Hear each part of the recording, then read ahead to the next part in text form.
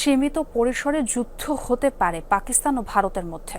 এমনকি এই লড়াইয়ে সরাসরি পাকিস্তানকে সামরিক সমর্থনও দিতে পারে চীন। চিরবৈরী দুই দেশের সামরিক উত্তেজনাকে ঘিরে এমন মত বিশ্লেষকদের। ৩৬ ঘন্টার মধ্যে পাকিস্তানে হামলা করতে পারে ভারত। ইসলামাবাদের এমন মন্তব্যের পর যুদ্ধের শঙ্কা নিয়ে চলছে নানা আলোচনা, বিশ্লেষণ। তবে সীমিত কিংবা ব্যাপক যে পরিসরেই সংঘাত হোক না কেন, সীমান্ত অঞ্চলের বেসামরিকদের মাঝে এর ব্যাপক প্রভাব পড়বে বলেও জানান বিশ্লেষকরা। শ্রীলঙ্কা আবারও রপ্তানিতে শীর্ষে।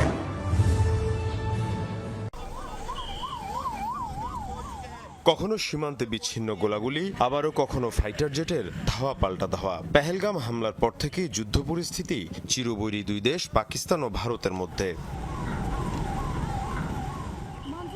৩৬ ঘন্টার মধ্যে হামলা করতে পারে ভারত। পাকিস্তানের এমন সতর্কতা জারিকে কেন্দ্র করে চলছে নানা আলোচনা। যুদ্ধের সংখ্যা কতটুকু তা নিয়েও চলছে নানা বিশ্লেষণ।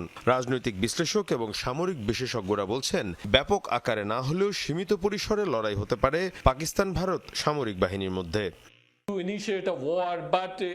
পরিস্থিতি বিবেচনায় যা মনে হচ্ছে তা হলো দুই দেশই পুরোদস্তুর যুদ্ধে জড়াবে না, কারণ পাকিস্তান এবং ভারত দুই দেশই পরমাণু অস্ত্র সমৃদ্ধ। তাই খুবই সীমিত পরিসরে যুদ্ধ হতে পারে, কিন্তু তারপরও সীমান্ত এলাকার বেসামরিকদের ভয়াবহ মানবিক বিপর্যয়ে পড়তে হবে। এমনকি যুদ্ধ শুধুমাত্র পাকিস্তান ভারতের মধ্যে সীমাবদ্ধ থাকবে না, এমনটিও বলা হচ্ছে। এক্ষেত্রে জড়িয়ে যেতে পারে চীনও। পরমাণু শক্তিধর দুটি দেশ যুদ্ধে জড়ানোটা অত্যন্ত ঝুঁকিপূর্ণ।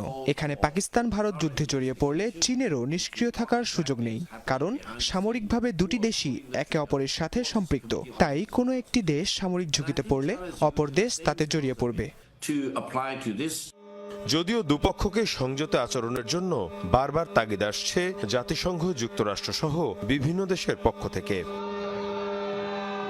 মীর মুশফিকা হাসান, যমুনা নিউজ।